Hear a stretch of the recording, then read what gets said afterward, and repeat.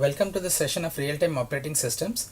In the previous sessions, we had gone through about the time demand function, and we also went through a basic server implementation like a differable server on the different models of bandwidth preserving servers.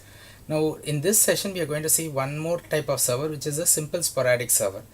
The differable server was a preliminary version. It was only an initial way by which it tries to reduce the bandwidth consumption, whereas the simple sporadic server it also accommodates tasks that are sporadic in nature and also additional non-real-time tasks which can come at any other point of time.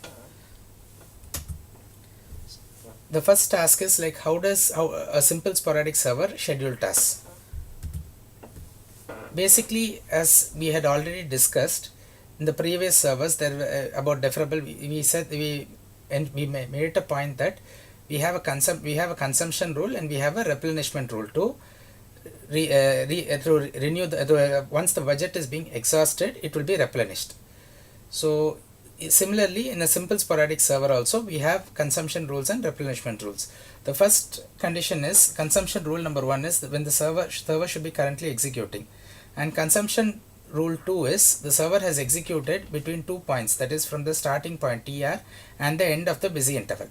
So it has to be monitored that the server is continuously executing in this interval TR and the end of the busy interval less than T for the server to consume the server budget. Similarly, for replenishment, when the budget gets exhausted, it has to monitor that when the server is beginning its execution, the budget has to be replenished.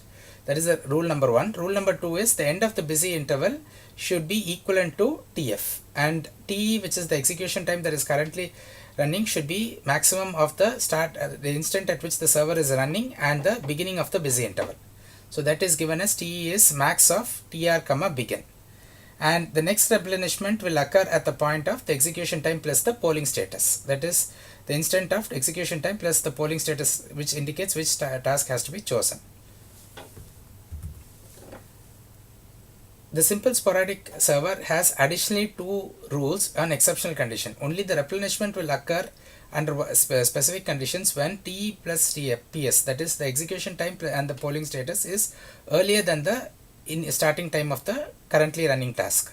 So if this rule simply means that when the task is being chosen, it should start prior to the current execution of any other task. In that case only the polling status will be, the poller will decide on the right choice of the task and give it for this. At this point only the budget will get replenished. The second point is when the system becomes idle, the replenishment, it becomes easy at TB. So the budget will be replenished at the point of TE plus PS comma TB, where T is the execution time, PS is the polling status, and TB is the beginning time. So if we see from this schedule, we can see here clearly like we have 3 types of tasks, namely A1, A2 and A3. The first task T1 is running in these are nothing but periodic tasks at periodic intervals 3, 0, 3, 6, 9, etc. And the second task T2, which is going on, this is aperiodic task, and the third TS is the sporadic condition. Now the sporadic tasks which are black, that is A1, and this condition which is running, these tasks utilize the budget. If we see that from this point, that is TF, it's at 1.5 is the consumption rate. It first steps down to 1. At this point only there is a exhaustion further, and finally till it comes to 0, we again see, and there is a steep rise in the budget. So at this point, this is what was mentioned here in this rule condition. Like rule 1 was the initial, this is at the point of TF is at the end and TE is the maximum TR plus begin. Now there is an informal proof for this. What happens when higher priority tasks are executing? The server should not have executed any task since that TR point. That is, if there should not be any current task that is pending in the execution queue. So this is the reason why the server job never executes. The rule 2 is for effective replenishment. What it's ensuring that the execution begins at TE plus PS, which is the polling status time.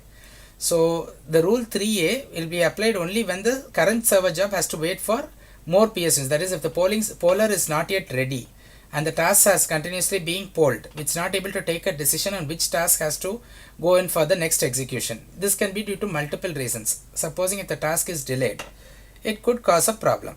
Similarly, rule 3b is applicable when when there are more periodic tasks. If the server is behaving differently with the periodic tasks. Actually, periodic tasks have to execute at the periodic intervals. Now assume in this previous state, if the interval is at 3 and supposing another periodic task comes at another periodic interval, like say 2, 4, 6, 8, in that condition the server is going to have a problem.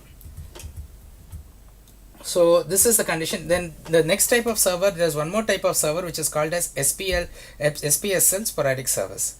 The simple sporadic server has the budget rules clear, but what happens is it splits up the tasks.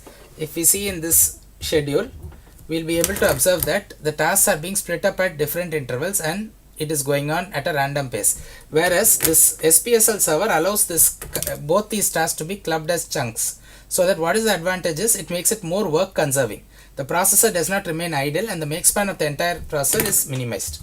So that is what is SPSL servers. The unconsumed chunks are preserved. So there is no requirement for seeing that the processor is wasting its time. This emulates several periodic tasks.